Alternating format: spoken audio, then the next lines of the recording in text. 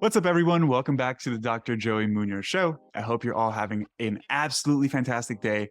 Today's episode is a wonderful conversation that I had with a newer friend of mine, Hanna. I feel like I've been saying this almost every week with interviews in terms of having newer friends, but it's because there's so many absolutely amazing and wonderful individuals on social media who are putting out really high quality content when it comes to nutrition, fitness, health, etc.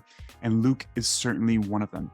He's actually about to finish up his master's degree, and he's doing some really cool research investigating the cognitive mechanisms that regulate hunger and satiety, food choices in general, in individuals with obesity. In this episode, we discussed some really, I guess, quote unquote, controversial topics, like the question of, is obesity a choice or not? And then we really took a deep dive in terms of like all the different mechanisms that contribute to why we eat, what we eat, how much we eat, etc. He broke it down into three categories. One being the homeostatic mechanisms, which are just like the physiological contributors, right? So hunger hormones, satiety, regulation, etc. Then it's the hedonic mechanisms, which are the mechanisms that regulate pleasure, right? Because let's face it, we don't always eat because we're hungry. Sometimes we eat just because we want to, because that's going to taste good, right? So we talked about those hedonic mechanisms, which are related to like dopamine regulation, for example. And then we also talked about his area of expertise, which are the cognitive mechanisms, right? Because you could have the desire to eat something, but then have the thought of, I'm not going to eat it, which would be the cognitive restraint over the behavior, right? So his research really goes deep into what are these different cognitive mechanisms, what are the different areas of the brain that regulate our behaviors when it comes to choosing what foods we eat, how much of them we eat, etc. I hope you guys enjoy this episode. Before we get into it, if you're enjoying the podcast so far, please take a second to leave a 5-star rating in whatever podcasting app you're using, whether it's Spotify, Apple Podcasts. I'd also appreciate if you guys left a review, letting me know what you like to see more of, what you enjoy, what you don't like, whether my voice is annoying or not. And if you're listening to this on YouTube, please like this video and subscribe to my channel. Anyways, let's go ahead and go into the episode, and I hope you guys enjoy. Luke, how are you, my friend? Thank you for taking time to be here today. I'm good. How are you?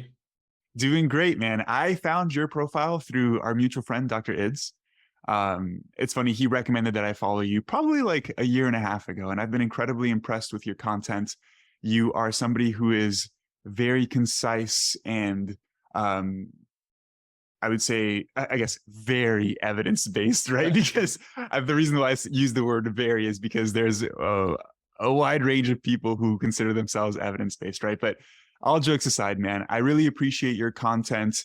I think you're putting out absolutely fantastic information, health-related information when it comes to nutrition and exercise. And I'm really excited to speak to you today.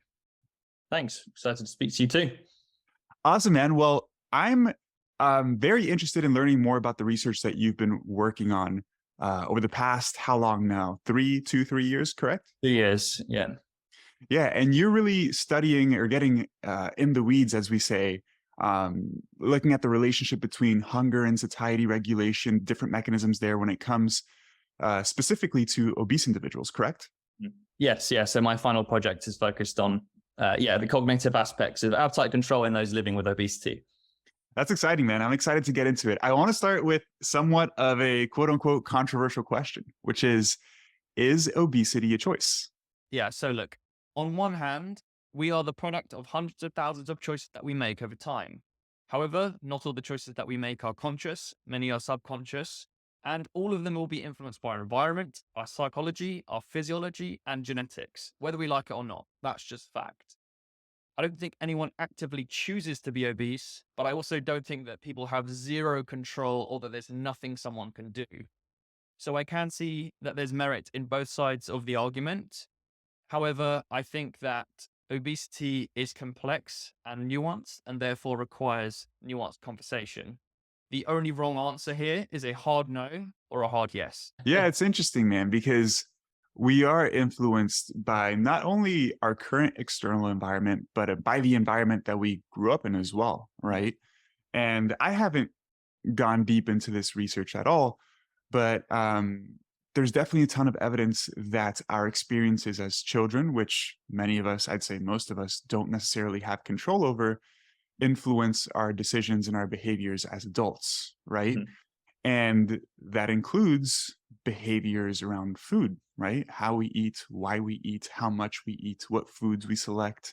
Have you looked into that at all? Like the environmental impacts, um, the environmental effects on food choices, obesity, especially as we age? Yeah, well, I mean, I think if anyone, again, this is kind of, we all know that, weight management basically boils down to energy balance, calories in versus Yeah. calories out, of course, on the most simple level. But if anyone wants to kind of get an understanding of how many things influence both energy in and energy out, I'd encourage them to go Google the obesity foresight map. And it just gives a really nice demonstration. And the funny thing about it is that I've tried to use the image in content before, but there's so much in there, I literally is basically unviewable. So if you go find like a link where you can download the PDF, it'll really kind of highlight how complicated these things and how many different factors there are. So from environment, as you say, you growing up, socioeconomic factors, psychology, physiology, genetics, and all these kind of things. And they all play a role in the decisions we make, which kind of ties back to my point earlier. Yeah, I'm happy you brought that up because most people do think I mean, it does boil down to energy balance, right? But people don't often think about the myriad of variables that influence both sides of that equation, right? Which can make it substantially easier or substantially more difficult for certain individuals to either gain or lose weight, depending on the context, right? And then if we circle back to that question of, is obesity a choice? Um, I think that's the wrong question to ask, right? Because do people inherently have a choice? Sure. But I think the question is how difficult is that choice for some people versus others, right? For sure. Because you've worked with dozens, if not hundreds of clients at this point, as have I. And just as practitioners, like putting aside research, it's evidently clear that some people have a substantially easier time regulating their health and fitness than other people. And I wouldn't even say that effort is the variable discerning the two there, because I've worked with individuals who struggle tremendously despite putting in a lot of effort, right? Mhm. We can argue that maybe the effort is being allocated towards some things that don't matter that much. So maybe that's wasted effort. But even then, you would think that people who put forth a lot of effort are going to have results, and that isn't necessarily the case, right? And so I think I would love to take a little bit of a deeper dive into some of these variables, specifically with your expertise when it comes to hunger and satiety regulation. One of the things that I preach to all of my clients, because most of the people that I work with just want to lose weight, want to look a little bit better, want to be a little bit healthier, and they're tired of like hyper focusing on every single little thing that they eat, what they shouldn't eat. And my philosophy is when it comes to nutrition, let's really focus on things that you should be adding to your diet to help regulate hunger and satiety, right? And that helps a ton of people. Some individuals still struggle, right? And maybe we can start talking about what are the different mechanisms or variables that influence hunger and satiety regulation, and how do those mechanisms perhaps become slightly dysregulated in individuals who are obese? Sure.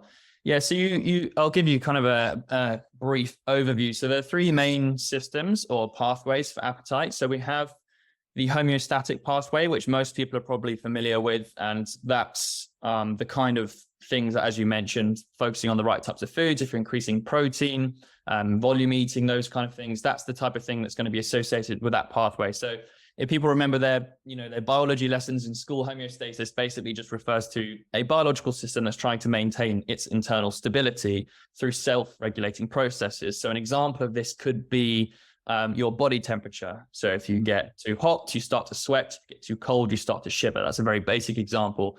And the example of weight management and hunger, of course, our body wants to maintain its current state, our current body weight as a survival evolutionary mechanism. Of course, our environment is very different now, where we don't have a problem with food availability, etc. So, but our environment has changed much faster than our body can adapt. Yeah. And so we still have these systems in place, and it's basically a physical need to eat. So if you don't eat or you start to lose weight, these systems, these self-regulating processes For example, increasing hunger hormones such as ghrelin or alterations in leptin. So when leptin is released, it decreases hunger and increases energy expenditure. These things will either decrease or increase to then influence behavior to cause us to seek out food and will result in behavior change. And these systems can become dysregulated, especially in those living with obesity as well. So you could give two people, we could eat the exact same meal, but we're probably not going to be satisfied or satiated for the same amount of time. So you may have some people who are genetically predisposed, for example, or they have just been in an obese state for long enough that these have become dysregulated. So, you might feel hungry again 2-3 hours later, whereas I might feel hungry again an hour later. So some people are fighting their biology much more than others. So again, tying back into, is this a choice? These choices and the amount of willpower you have to put in are not equal. And that's just the kind of example with the homeostatic pathway. So we also have the hedonic pathway, which is essentially eating just for pleasure. So where homeostatic is a physical need, this is where we just eat because we want to, because something tastes good. And we've all had it where, for example, you've had a large meal, you're stuffed, and then someone brings out ice cream or something like that. That could be considered hedonic eating. So you're eating just for pleasure. So yeah, that's largely driven by the reward pathway. It's known as the reward pathways, dopamine, and things like that. And it's largely driven by our senses, so sight, smell, taste, etc. So again, you might have individuals who are more responsive. So you might have two people who walk past a bakery and smell the food. One person might barely notice it. The other person might feel a sudden drive to go get something and eat it. Then you have the third pathway, which has been the focus of my final project, which is it's kind of like lesser known and just as complicated. So the cognitive systems. So this is really to do with decision making. And the main kind of aspects are attention, memory, and inhibitory control. I'm missing one there. I've made notes to make sure I don't miss anything, and learning as well. So so that's basically executive function, as some people refer to it. And so this is basically how our thought processes work. So you might have the homeostatic and hedonic pathways telling you to eat something, but then you have the cognitive systems, basically, it's your reasoning essentially. So should I eat this? Does this align with my goals? Is it conducive to my goals and what I want to achieve? Now, obesity is associated and is thought of as an inflammatory state. So those who have excess levels of body fat, they are typically in a state of chronic low-grade inflammation. Now, acute inflammation is a normal response. For example, if you have a cut, there might be swelling, blood will go to the area, that's normal. The state of chronic low-grade inflammation is where you really start to get metabolic disturbances, and it's one of the reasons why obesity is associated with cardiovascular disease and insulin resistance and things like this. Now, that inflammation doesn't just apply to the things that we would typically think of, but it also applies to neuroinflammation and impacts our brain. So over time, we see structural changes and we see functional changes in the brain as well. And these can impact how someone's cognitive processes work, whether that's inhibitory control. So and just to clarify, if you think about inhibitions, people typically think of it in the terms of like alcohol. So if you drink alcohol, your inhibitions are lowered and you are more likely to make poorer choices, whether that's with food or anything else. So when you have areas of the brain responsible for inhibition and inhibitory control not being activated the way that they should, then that's potentially going to lead to people making poorer food choices. And I think that's like a rough overview of the kind of like systems. That's incredibly interesting, man, because you can start to think about, I'm sure it's already a ton of work to learn about each of these systems independently. And then it's another layer above that to start to discuss and learn how these systems influence each other. Right? Because there's no doubt that's something I didn't mention. We talk about them as if they're independent, but they're absolutely not. They're all working at the same time. Yeah, because you're talking about hedonic pathways, dopamine, that's technically going on in your brain, influencing the cognitive. Well, I guess when you were talking about the cognitive pathways, it's more associated with decision making, executive function, correct? Mm. While you were talking, and I want to discuss each of these and how they're related, but going back to the homeostatic pathways, because you mentioned something that's really interesting that you hear people talk about often, and it's that losing weight is really hard because your body doesn't want to lose weight. Your body wants to maintain homeostasis. Your body wants to maintain where it is currently, which includes your body composition, your body weight, right? And my question is, based off your work or based off what you've read, can that homeostatic equilibrium shift over time? Yeah, I think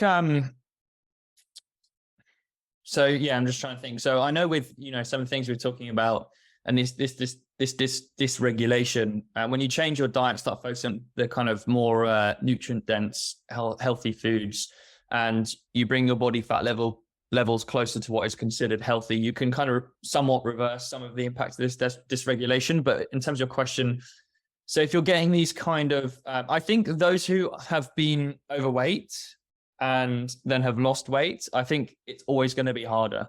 I think they're always going to have to be more conscious than someone who has never lost weight. And even if they're the same weight now, one person is always going to have to be more conscious. And that's one of the reasons why regain is so such a problem with those losing weight. Whether these things can be like shifted, so it's like, they never were heavier. I don't think there's a clear-cut answer to that yet. I don't think we know. I think generally most people, as I say, they may start to feel better over time. But it's kind of arguments, right? It's like kind of like the whole set point theory thing. Yes. Yeah, whether these things, I don't think that generally people will ever be the same. But it may get better over time. No, that's really interesting, man. And I'll share my personal experience because I was very overweight as a child and even like younger teenager. And it's hard to necessarily understand the alternate viewpoints because you've never necessarily experienced it either, right? And so I do believe that to an extent that your behaviors, food choices, and overall lifestyle when it comes to stress management, sleep, exercise, etc., can at least slightly influence where that what's the term you used? That point. Set point is, right? Because I'll explain here what I mean. So I picked up resistance training about 12 years now, where I've been consistently lifting 3, 4, 5 times a week regularly, right? And as I was just saying, when I was much younger, probably 12 or 13 years old, I was very overweight, almost obese. Okay. And it was just because food choices at home weren't necessarily the best. I come from a Hispanic background. The whole culture is like you eat, right? You have to finish your food. You're not healthy if you're not eating enough. And so I ate a ton as a child and I was overweight and I struggled with my weight. I would say struggled with my weight and self-image all through high school and a good part of college as well. And what I've noticed is that the longer I've been focusing on resistance training, for example, and building muscle and living a healthy lifestyle, it feels substantially easier to maintain a leaner, healthier physique. Now, you also mentioned something that's a great point that I was reflecting on when you were mentioning that I haven't even thought about before, is that people who have lost weight and are maintaining weight loss perhaps have to be more conscious about their choices. And I do have to be conscious about my choice. Like typically my weight fluctuates a decent amount throughout the year, right? My weight is not stable. And so I'll go through periods of time throughout the year where I purposefully lose 10, 15 pounds.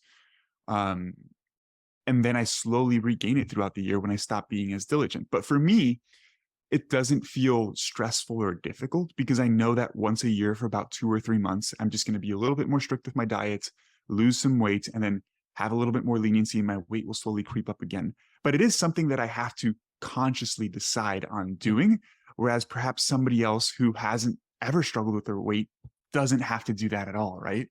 For sure. I mean, I like, for example, if you take me, I'm not saying that I don't, haven't had body image issues or anything like that, but I've never been really overweight. And, I'm pretty relaxed with my diet. And this is not to say that I haven't spent a lot of time building certain habits up, but now those habits are there for me, my weight. And of course I can gain and lose a little bit, but my body weight is my body's pretty good at maintaining my homeostasis and where I am. So I don't have to be too conscious. And so, yeah, I think it's kind of a good example of like the difference. And it's very different for different people.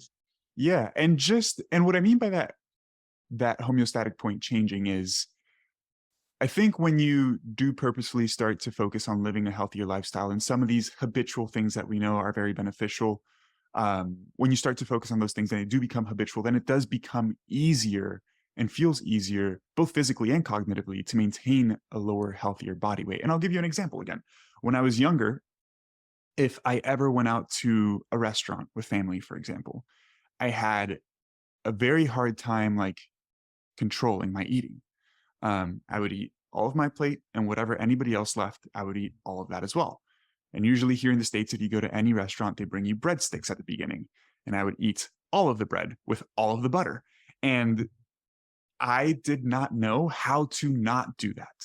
Like if I went to a restaurant, that is just what I would do, right? And I would always leave feeling uncomfortable because I was super stuffed, right? And it hasn't even been something that I've focused on perhaps too much intentionally, but over the years, and maybe this is an indirect effect of studying nutrition and doing this in a professional setting, but 10 years later, I don't feel that same degree of drive to eat everything, right? Like I can go to a restaurant, order my entree, not have an appetizer, not have a dessert, and just eat that and feel perfectly fine. And that isn't just when it comes to restaurant, but like in any social situation, I would feel the pressure to like overeat. Not even pressure, like it was just what felt natural. If there was food and I saw it, I just wanted it. And that goes partially to some of the stuff that you were talking about, like the hedonic mechanisms, as well as some of the cognitive mechanisms as well, right? And I don't know the reason why, but today I don't have that same drive. Like I can see food there that I love and just be perfectly fine not having it, right? Have you looked into some of the like shifts in people's behaviors and mechanisms and what contributes to that? I mean, I think what has probably happened is and what some people would expect is that these changes happen instantly. But I think I can probably safely say for you, it's not going to be, it wasn't like you were in one state and you've immediately gone to another one. No, probably no. Up and down, and you've been slowly going in the right direction, and then you've been retraining yourself. So as you say, those kind of like pathways, for example, like hedonic and reward, you basically taught your body to expect certain things. So then it becomes automatic. And so then you don't even really think about it. So again, tying back to the, choice question, a lot of the choices you make are not even conscious. It's like almost like before you even think about it. And if you've been doing that for years, I do think it's definitely possible. Like you're an example. Kind of my clients are good examples, and hundreds of thousands of other people are examples that you can retrain yourself. It just takes time, and I don't think the shift is going to be immediate, which is what a lot of people expect. Yeah, and that's what I was referring to with, do you think this set point can change over time by working on it, right? Because if I let myself go altogether and have no restraints, I would gain a ton of weight. I've just become very comfortable choosing restraint, and it doesn't feel like I'm being very restrictive at all, right? It just feels like it's part of my norm. And so for me, the set point has shifted in the sense that it feels a lot easier to make the healthy choices that contribute to this body composition currently, right? Whereas my natural body composition previously, I had a lot more adiposity. And where I'm at currently, I don't feel hungry and I don't feel a strong drive to eat to get me back to that point. And I guess there's a difference there between like acute and chronic set point, right? Because I think acutely, yes, if you are wherever you are at this moment, if you try to lose weight, you're going to feel some of those hunger signals. It's going to be difficult. Conversely, if you, for some reason, are purposely trying to lose weight or gain weight, you're going to feel full if you're eating more food.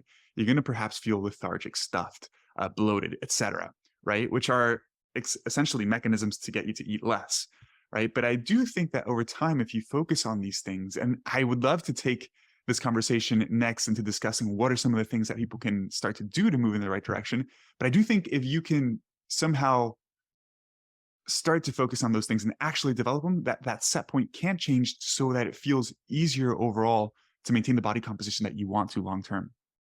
Yeah, I think it's interesting. And the set point is kind of more referring to the homeostatic and physiological side of it. But yeah, for sure, I think all of them can be improved over time. And even like, as I say for myself, although I haven't struggled hugely with my body fat levels, my lifestyle and the things that contribute to my health or a healthy lifestyle have definitely gone up and down. And you start off doing one thing and you really have to focus on it. You do it for long enough, hopefully it becomes subconscious and you don't really have to think about it too much, which is always the goal with clients, right? You've got to remind them it's going to be hard now, but it hopefully won't be hard forever.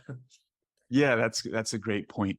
And that is something that I try to talk to my clients about, right? So I'd say with most of my clients, the recommendations that we talk about are more on the homeostatic regulation, right? Like, what are some of the immediate simple changes that we can make to your diet and lifestyle that'll make it a little bit easier for you to reduce your overall caloric intake, right?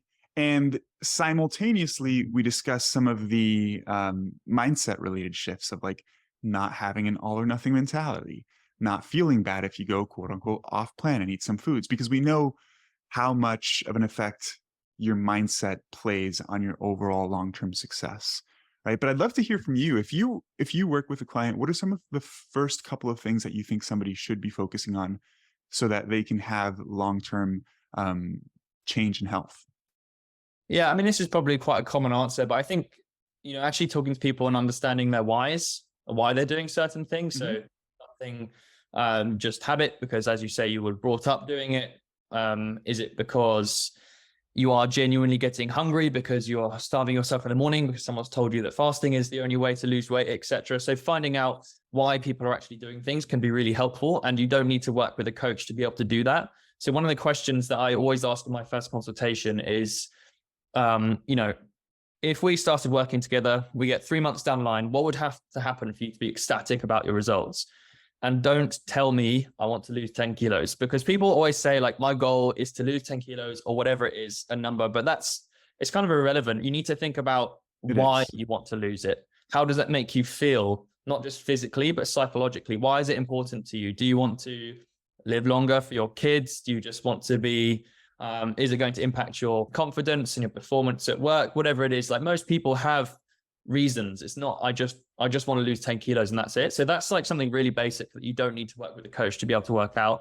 And the old saying is, I think it's ask yourself why 5 times. So it's like, I want to lose 10 kilos. Why?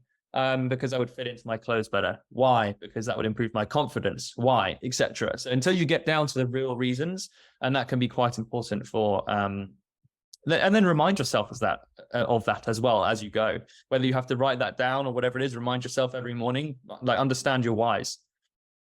Yeah, that's very powerful, right? Because again, reflecting here on experiences that I'm sure both you and I have had with previous clients, this is a conversation I've had a number of times. Like oftentimes people set an arbitrary goal without necessarily having a strong reason why, right? And I don't think, what I tell my clients is like, I don't necessarily think that having a shallow reason or a reason that isn't extremely deep, it isn't a bad thing, right?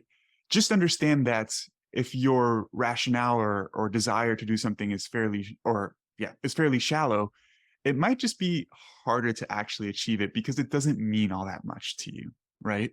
For example, like my wife and I were going on a vacation in a month. And a month ago, so 2 months before the vacation, I'm like, okay, I want to lose a little bit of weight. And for me, arbitrary number was about 8 or 9 pounds in the 2-month time period. And I'm down about 4 or 5 pounds the first month. In the past like 2 weeks, my weight's been pretty stable.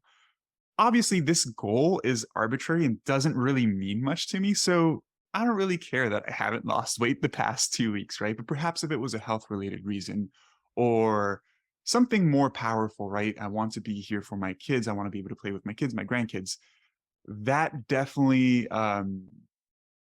is a strong motivator for people to create the behavior change that they need to do, that they need to implement to actually achieve that goal. For sure. I mean, I absolutely agree. And to be honest, like most people will always be hesitant to say they just want to look better. And Yeah. wrong with that, as you say. And that's probably one of the most common answers I do get when I ask that question. So that's also fine, but you can still tie that into, it would improve my confidence, or I feel like it would be these reasons. But yeah, there's absolutely nothing wrong with that as well. Yeah. And so discussing the why is certainly step one, right? And let's say you work with somebody who has been obese their whole life. What are some of the next following steps, right? In terms of actionable steps that people can take towards improving their health, losing weight, etc. I mean, so no matter what you do, of course, as we've mentioned, you have to manipulate energy balance in some way. So what I typically do with my online coaching clients is I will get them to do a food diary. And, it's mostly so when we have the first proper consultation, I can kind of see if the things they've been saying match up to what their diet is actually like, and then the advice can be tailored to them. So, and this is kind of like why this is a tough question, because it would be specific to the person. So if someone, for example, does do a food diary, I can actually not give people any advice. I can just say, just do this for a week, be honest, be accurate, don't change your diet. And most people after doing that will be like, oh, okay, I probably have some idea. People have some idea of the things they maybe not should be eating as much of, and they should be eating more of. So I feel like that's quite a useful exercise, and it's normally where I start. And then based on that, I can then give them specific advice as well. So, and I think it's probably, again, going to be a bit of a boring answer, because I'm sure you have also said this a lot on the podcast as well, because it's what people need to do. But doing the basic things instead of chasing shiny objects, so increasing protein intake, increasing vegetables, addressing their sleep, trying to get some basic form of activity, and no matter what that is, ideally they would actually enjoy it, or at least it's the form of exercise that they hate, and they hate the least, as I always say. And those kind of things are they're so crucial. And again, being on social media, you see all these things that people are going on about, ice baths or special techniques to increase longevity, or special supplements. And you're like, we know like so much about how these other things impact our health. And if you're not doing those, you should not be looking at those things at all. Certainly. Like, it's pointless. And again, going back to a quote that I probably said on podcasts that I've been on before, there was a coach many, many years ago when I first started. He said something like, 10% of the population need 90% of my knowledge, and 90% need 10%, meaning that the 90% need that surface level stuff. Yes. Where I look at their diet and I'm like, you probably should eat something with nutrients in it. Why don't we start there? They don't need the fancy minutia, or like, beyond that basic stuff. And when they actually, it's because it's not sexy, right? It's like boring, and they don't want to be told that. And, even it's like people harp on about like the government guidelines and all this sort of stuff. They're actually pretty good, it's just no one follows them. So that's the thing. You need to probably focus more on the behavior change and what you can do to actually get yourself to implement those basic things. That's the difference. Are you tired of spending countless hours grocery shopping, cooking, and preparing your meals? I get it. Time is precious, and that's where Icon Meals comes into play. I've partnered with Icon Meals to bring you delicious, macro-friendly, and high-protein meals that will make it easier than ever for you to achieve your fitness goals. I understand that you may have hesitations over the cost of a meal prep service compared to cooking food at home. But let's face it, how often do you spend more money eating out because you didn't have time to prepare your food at home anyways? With Icon Meals, you not only save time, but you invest in your health. These meals are carefully crafted to be healthier and more in line with your fitness goals than most of the food that you eat out anyways. So why wait? Visit iconmeals.com and explore their wide array of mouth-watering meals. And as a special bonus for listening to this podcast, use code Joseph10 at checkout for a special discount off of your order. By the way, you can find all of the necessary links in the description of this podcast. Don't let time be a barrier to your success. Choose Icon Meals and fuel your journey towards a healthier, fitter you. Yeah, and talking about the government guidelines, I just wish there was a little bit more emphasis on protein, but aside from that, it's pretty good. You're right. The thing is, people just don't follow them, right? I think you and I are on the same exact page when it comes to basic nutrition recommendations that people should follow, right? For me, it's for somebody who's never ever tracked their calories, I do like them practicing that as a behavior, at least for a couple of months, because it's a fantastic learning tool. I think an aspect of learning how to eat intuitively long-term is taking some time to track your calories so you learn about how much energy is in food, how to make appropriate substitutions, because people are like, I don't want to track calories. And I get that. You don't have to do it forever. It's the same as like taking a course in school and not wanting to take notes or study, right? It's a similar analogy there. Like, you don't necessarily have to do it, but it's very helpful for you to learn the information you're trying to learn, right? So for me, I think tracking calories for people who are really, or people who really care about this stuff and really want to improve their health, I think it's one of the important steps to learn. Of course, you don't have to do it forever. I don't track my calories, but I did spend considerable time tracking my calories, right? And then aside from that, protein and fiber for me are huge. It's so funny because I used to just say protein, protein, protein, because everybody that I worked with was just focused on body composition. And more I've shifted towards really emphasizing fiber and almost from a health perspective, even being more important than protein, because we know the myriad of health benefits of fiber, right? And then other small habits I try to get people to implement is having a regular meal schedule. Fasting is fine, but the evidence does show that if you eat breakfast, you have better energy expenditure, weight management, hunger and satiety regulation. So I'm really big on eating first thing in the morning. And those are some of the big, just like nutrition specific things, right? And then obviously exercising. And I wanted to ask you about something that's really interesting that you mentioned in terms of choosing the form of exercise that you hate the least. There are people that hate exercise, any sort of movement, right? And this ties into some of the hedonic mechanisms. Do you think it's possible for people to actually enjoy it after a period of time, especially if they started by hating any sort of movement?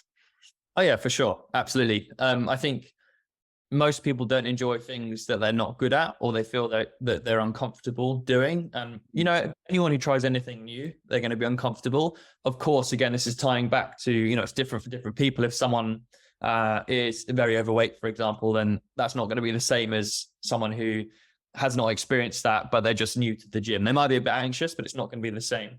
And that's fine to acknowledge. And it's just baby steps, I think, for sure, I've had plenty of clients. I've had plenty of clients who not really enjoyed it to begin with, and then eventually they've ended up really enjoying training, and they're not needing me anymore, which is ultimately the goal, isn't it? So, 100%, you can definitely learn to enjoy it, and that doesn't mean that's going to happen for everybody, but yeah, I think once you start to get past that uncomfortable phase to begin with, and you focus on the right things as well. So if you're not exercising, don't just focus on how the exercises, for example, maybe helping you lose weight. Focus on how you're improving in the gym, and you make those small improvements, and then you get satisfaction, and then that helps kind of like snowball the whole positive feelings around it. Yeah, I love how we're talking a lot about the actionable things that we can do that influences somebody's physiology, but intermittently you're injecting like what your mindset should be around these things, right? And it's so important to do both, because if you just focus on the things you need to do and don't think of them in the appropriate fashion, they're not going to be sustainable long term, at least not for most people, right? So yes, thinking of exercise not as a means to an end to lose weight, but instead something that you do that's part of your lifestyle because it's going to make you healthier long term, right? And it does come down partially to identity shift and identifying as the particular type of person that you want to be, right? And then developing the behaviors that type of person would essentially do on a regular basis, right? Dude, I'm thinking of like a million things here, and we can go in a million different directions. It's super interesting. I asked the thing about exercise becoming enjoyable because I've made videos before talking about how, or giving recommendations if somebody's just getting started and they needed to focus on like just nutrition or just exercise. Like, even though my degree is in nutrition, exercise is invaluable. Get some movement in. And I've talked about just pick the type of movement that feels enjoyable, whether it's a walk or whether it's playing tennis, whatever, right? Doesn't matter. Start with something and then build upon it over time. And inherently, I always get comments of people saying, well, there are people that just don't enjoy anything. And it's like, it's so difficult to talk to those people, right? Because first and foremost, most people don't enjoy alcohol the first time they try it, right? And then eventually, for what I would consider the wrong reasons, but you get to a point where you do enjoy it, right? So there's no doubt that you can start to enjoy things that you inherently don't enjoy at the beginning. I think perhaps one of the things that individuals struggle with is that they've had very bad prior experiences with exercise, whether it's they hired a personal trainer who didn't know what they were doing, or they went from not exercising to exercising 7 days per week, twice a week for 2 hours. It's the modality that they chose previously was not the best way to do it, right? And I'm sure you also recommend for a gradual exposure and slowly over time increasing the duration, intensity, modality, et cetera, right? For sure. I think something that's super useful to bear in mind is that the benefits of going, for example, from 0 to 1 hour per week are significant. Yes. Benefit from 2 to 3, still great. You don't, once you start getting to like, I can't remember the specific numbers, but of course, you're going to get Diminishing diminished. returns. Probably doing 4 or 5 hours a week or 4 or 5 sessions a week. Adding another one is probably not going to do that much, except maybe put some people off. So what you have to think about is, even if you do a little bit, and I'm sure I've actually posted about research in the past, which I believe was showing that you have significant health benefits with just 1 hour per week. And I'm actually not even sure that has to be in one go. So you could do 2 30-minute sessions a week. And the health benefits you get from that, from going 0 to that, are huge. So you don't have to go from 0 to 100. Yeah. And I think that applies to anything that you're trying to do with your health, right? Yeah. I was just reading the book "You Can't Screw This Up" by Adam Bornstein. What? Sorry. "You Can't Screw This Up" by Adam Bornstein. And it's essentially, his book is on what diet culture gets wrong and essentially how you should be looking at health and fitness. And one of the things that he outlines in the book, which is something that we all talk about frequently, is that stress is necessary for change, right? But the degree of stress is very important, because if you push too much outside of your comfort zone, it's simply not enjoyable at all, right? And at the end of the day, what drives us to do anything is enjoyment in one way or another, right? So if you simply stress yourself a little bit, it's still stressful, it's still uncomfortable, but the benefits that you're getting from that stress are enjoyable. So it motivates you to continue, right? Whereas most people, let's say their comfort zone is this, and for people listening, I'm just like making a small circle with my hands. They try to step completely outside of their comfort zone from one day to the next. They try to completely eliminate everything that they do that they deem unhealthy, and then try to do everything that they deem healthy the next day. And that's just, I mean, you may be able to keep that up for a week or two, but it's just so stressful, it's not enjoyable. And so you just revert back to your previous behaviors. When in reality, this is a much slower approach, but sustainable approach, is to simply push past your comfort zone a little bit, right? If you identify 5 or 10 behaviors that you'd like to change, or that you would like to remove from things that you currently do, start by just removing or changing 1 or 2. And then maybe start by just adding 1 or 2 very, very small things.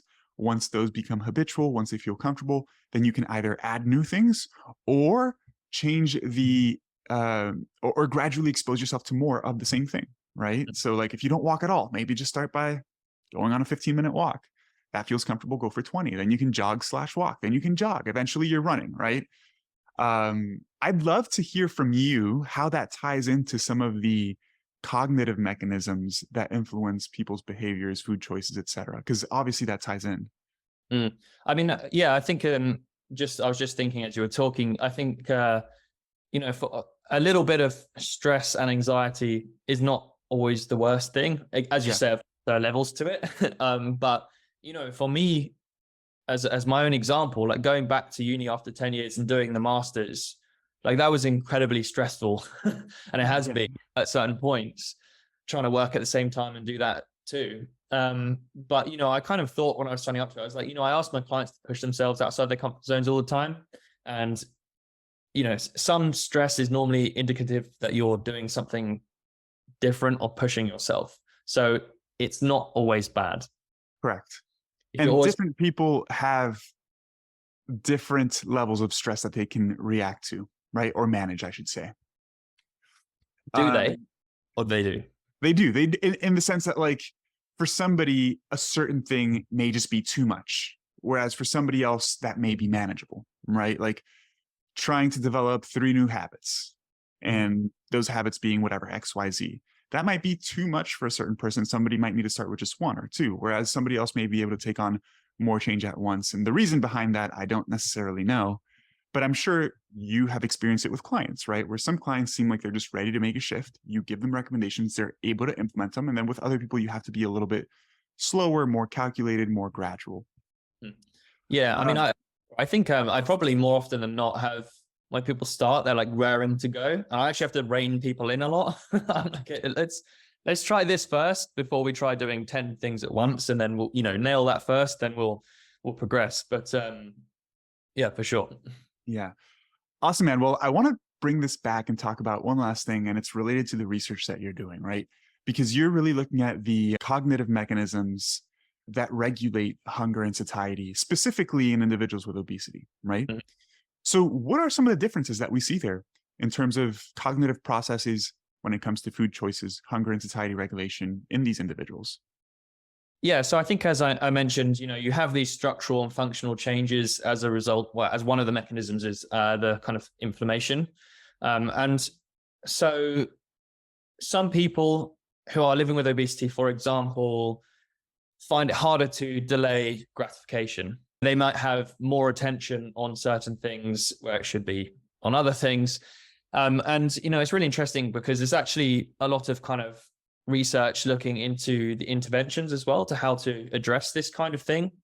So you have the more traditional methods such as CBT or cognitive behavioral therapy, which is essentially talking therapy. And there's loads of evidence for that being helpful for people with eating disorders and all sorts of different conditions as well. And for the people living with obesity, there's also something called cognitive reappraisals, which is something that actually, out of all the things I'm about to talk about, could be probably the most practical or something that people could actually take away and try to implement themselves. So cognitive reappraisal training is essentially helping people think about and rephrase, rephrase how they think about things, and looking at how these foods are going to benefit you or the long-term cost of eating certain foods. So is this meal going to be helping me step in the right direction? Or is it something that's, virtually nutritionally void, calorie dense? Or is there something else that I can have that? And again, you don't want to just think about the negatives, but you can also think about the positives. So is this food going to help keep me full? What is this going to do for me? And just to clarify here that no single food is going to impact your health unless you're consuming something super poisonous. It's your overall dietary pattern that matters. But of course, these many choices that you make will contribute to your overall dietary pattern. So that's something that has been shown to be quite effective. And of course, people are not going to be doing the specific training, but being conscious of the decisions you're making. And so when you are choosing food, how is this going to impact my health long term, whether that's negative or positive? It's interesting that you bring that up because an aspect of that is just being mindful of your decisions, right? Really thinking about what you're doing, why you're doing, how does it contribute to the overall goal, right? Question for you: how does that type of therapy and thinking differ from just thinking that a food is good or bad? I think it's fine to acknowledge that something may not be conducive to your long-term goals without having this black or white, or what we call a dichotomous mindset. So we know that dichotomous or mindset or black and white thinking is associated with worse outcomes essentially. Yes. And I think if you're changing your mindset and you're thinking a bit more practically about it, it can actually sometimes remove these foods from the pedestal as well. So if you kind of view this thing as this in a certain way, and you view it as this like big bad food or whatever, I don't know if that's conducive to long-term adherence to a diet. And if people then try to avoid it, for example, forever, that normally doesn't work out. For some people, total elimination can work, but for most people, it probably doesn't. So yeah, I think it's fine to acknowledge that certain foods are going to be better or worse. But again, tying back into no single food, like if you eat one salad, that's not going to make you healthy. If you eat one fat burger covered in bacon and cheese, that's not going to make you unhealthy. And I think it's perfectly reasonable to focus more on, well, you should focus more on some foods than others, but you don't want to be like demonizing them at the same time. Yeah, I think the negative impacts of demonizing certain foods isn't even the fact that like you think it's a bad food. It's perhaps the negative psychological repercussions that happen afterwards when you have that food.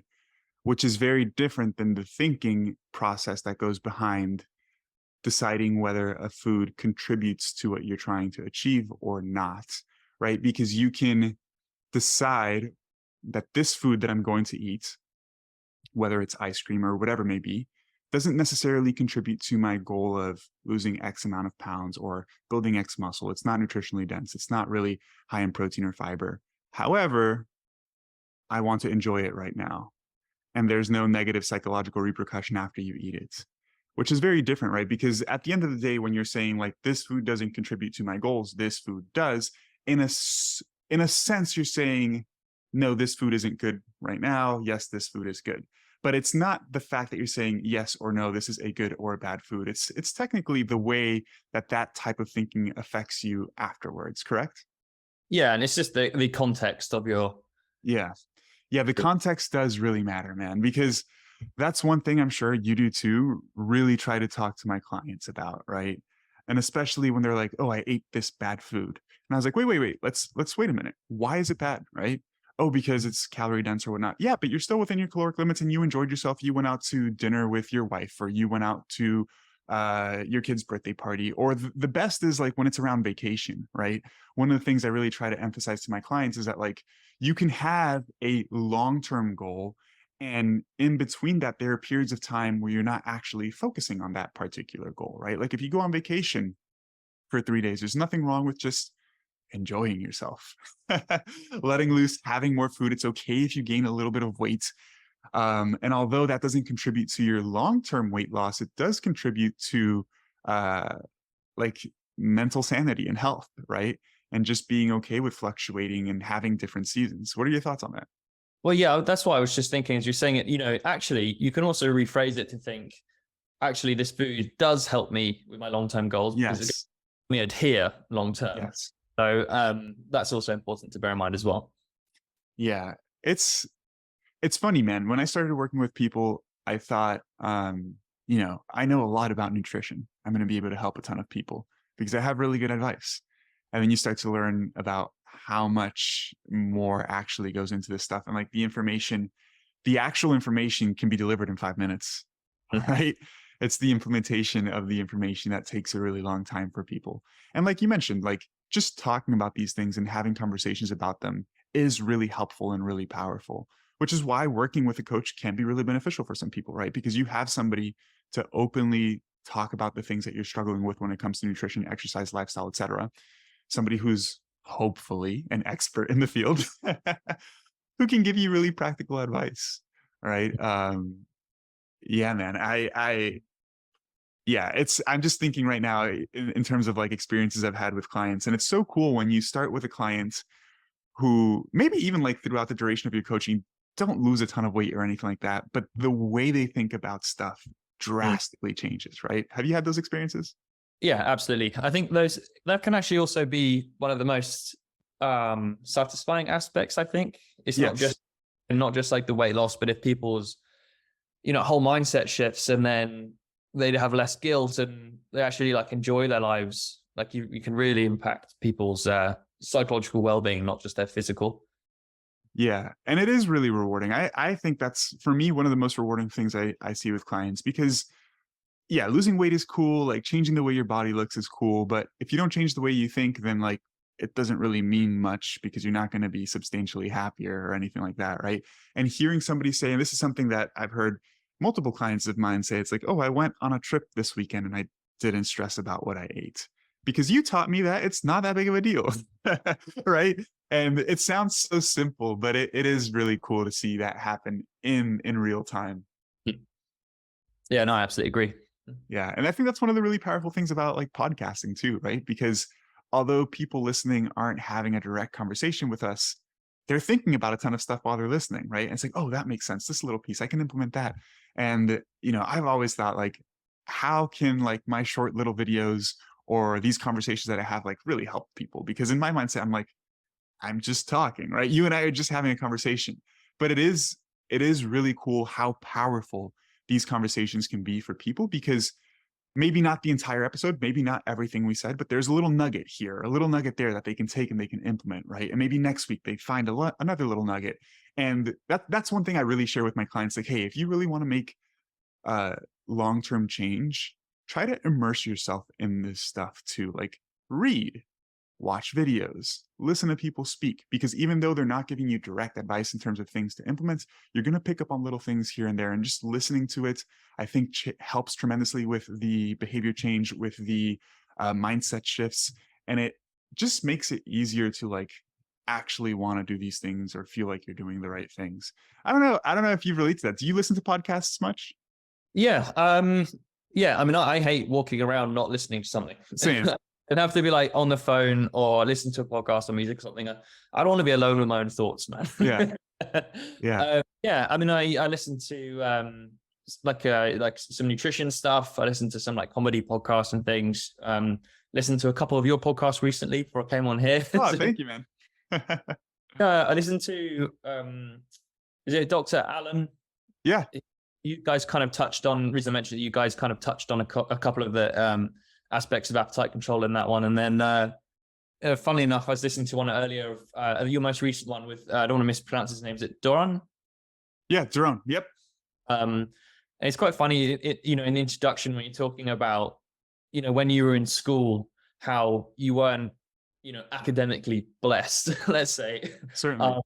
But when you found something you're interested in, then you started to excel. And I really related to that. Like in school, I was so average, like, most B's, maybe a couple B's. If I got an A, it'll be in like P or something like that.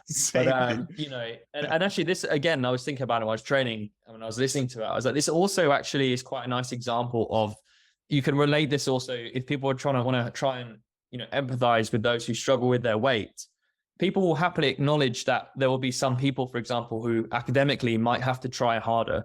And like, even with things I'm interested in, again, like tying back to my master's, like I knew when I started it, I'm probably going to have to study harder than some of the other people, but because it's interesting, I'm interested in it and I want to do well. I'm willing to do that. But these things are, it's not a level playing field in either aspect, but no, it's just like totally related to it. Yeah. And that ties back to what you were mentioning before about the why, right? Like you knew that going back into your master's after 10 years of not being in school is going to be tough, but the why, the reason you wanted to do it was a strong motivating force, right? That's because early midlife crisis during lockdown. Yeah. I feel, a lot of people experience that, man. But what I was referring to is listening to podcasts, like in my personal experience, because I don't listen to a ton of fitness podcasts because it's repetitive, right? And like I talk about this stuff all day, but I do. So, both you and I'm assuming with your coaching, you're solo entrepreneur, do your own coaching clients on your own, correct? Mm-hmm. Yeah. So you and I have the academic background. Well, you've been doing this for longer than I have, but like, I don't necessarily have the business background at all. Right. So for me, it's been like the parallel of one of my clients trying to improve their health is similar to like me trying to get better at business. Right. Yeah. And so I just read books, I watch YouTube videos, I find people that I think are valuable on Instagram, and then I start listening to their podcasts and literally just going for walks, listening to podcasts. I've picked up on so many little things that have helped me. Mm-hmm. Right. And that's definitely, it's obvious that that's why people benefit from these things, because they listen to them, but it is really powerful, man. Anyways, Luke, I appreciate you tremendously for taking time to speak with me today, dude. Would you mind please sharing where people can find you? And if people want to inquire to work with you, how can they do so? Sure. Yeah. So all my socials are just Luke Hanna Nutrition. So HANNA for Hanna. Mostly post on Instagram and TikTok. You can contact me through there, my links, etc. And one of the things I'm actually going to be releasing soon, if you don't mind me plugging something, is so you mentioned earlier, Dr. Ids and I have been working on something for quite a long time now, which is essentially like an educational resource. I don't want to call it a course, but it's kind of probably one of the best descriptions of it for those who want to learn everything they need to know about weight loss and how to sustain weight loss. So for me, when I first started posting a lot on my social media because I had nothing else to do during lockdown. I started seeing some growth. I kind of realized that I had two issues. First of all, there was a ceiling to how many people I could take on and help. And it's not affordable for everybody. So all the way back then was when I had this idea to create this kind of resource for people. And we've been working on it for a long time, as I say, and that's almost ready. So if people are interested in that, and we cover everything from like the fundamentals, and we break it all down. The videos are not super long, but it's because I know what people's attention spans are like. They're between 2, 3, up to 10 minutes, all professionally edited, hopefully looks all nice. Content is great. We cover everything from the fundamentals, energy balance, etc., to how to set goals, to extra considerations, diet breaks. We even have like a clinical module to cover things like PCOS, hypothyroidism, menopause, exercise, nutrition for the menstrual cycle, all that sort of stuff. So we cover like everything. At the moment, we have about 37 different videos, I think. So really excited to get that released. And so if people want to kind of sign up to the mailing list to make sure they don't miss it, then that would be cool. So yeah, I will put all of your links in the description of this episode, dude. It's me and do you know Dr. Adrian Chavez? Yep. Yeah. So we're working on something similar where we're having like I guess this is a spoiler because I haven't really even talked about it much here, but like a membership essentially, which is a combination of education and coaching as well. And we're going to have a community because community is huge, like people relating to other people who are doing similar things. And so we're putting a lot of that educational content together too. And one of the things we talked about, we're like, the videos cannot be longer than 8 to 10 minutes. People's attention span, like it's just not there. So we're like, we're going to break this down into a ton of smaller sections rather than just like longer sections. Because yeah, man, everybody watches stuff on their phone now. It's vertical videos, a minute here or there. It's tough to even myself, I've noticed it. I used to watch like 20, 30-minute YouTube videos like it's nothing. Now if a video is longer than like 8 minutes, I don't click on it. TikTok ruined all of our attention spans. Must be. Blame everything on TikTok. Anyways, Luke, I appreciate you tremendously, my friend. We'll stay in touch, and thank you for being on today. Thank you very much.